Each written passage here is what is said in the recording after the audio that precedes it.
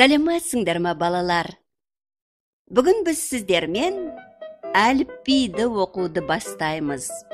Бұл кітап әріптер мен сөздердің сиқырлы әлемі деп аталады. Кітап жай кітап емес, сиқырлы кітап.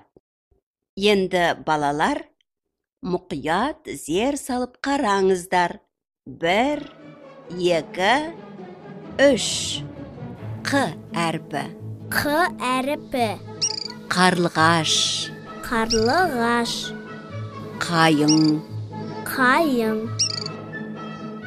Қозы. Қозы. Қасқыр. Қасқыр. Қоян.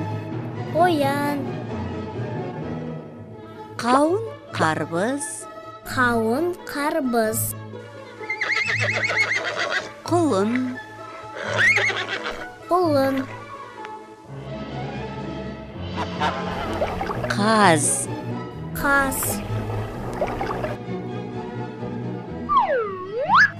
Қармақ.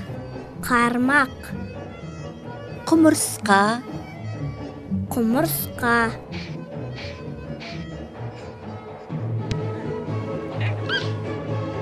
Қобыз. Қобыз.